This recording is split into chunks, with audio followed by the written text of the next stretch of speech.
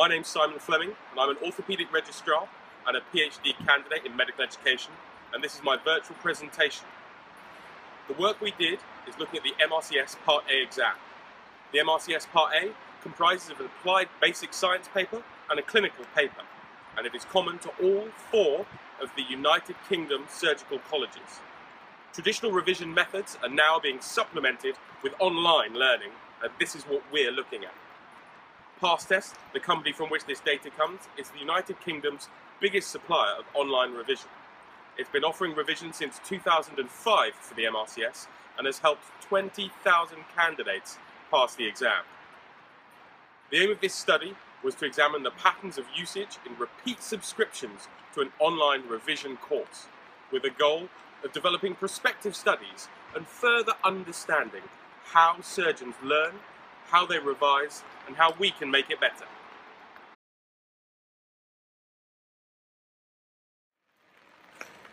In our study, we analysed the online data from PassTest for the MRCS subscriptions from January 2011 to September 2014.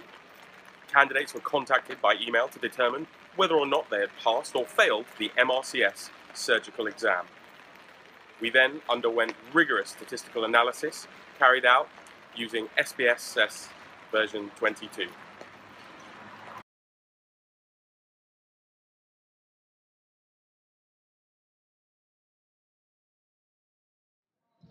We're really proud of the results we have.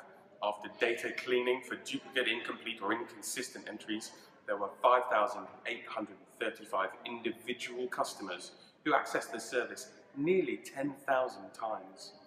Sub-analysis was performed on those candidates, and we looked at those with multiple subscriptions where we knew whether they had passed or failed the exam. This group contained 215 candidates who in total had 583 subscriptions. 109 candidates eventually passed the exam and 106 who didn't. We then looked at the number of questions answered during each of those subscriptions. Both sets of data showed a skewed distribution that was not statistically significant between either the first, second, or their final subscription. Looking at the Kruskal-Wallis test, what we showed was that significantly more questions were accessed in their final attempt than in previous ones.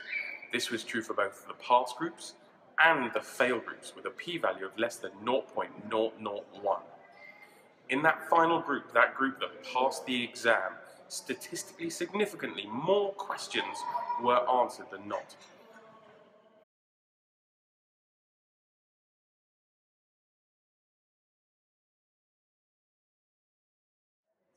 In conclusion, our study has shown that the successful candidates not only engaged more fully with the PassTest resource, but increased their engagement to such an extent that they went on to pass in their repeat subscriptions.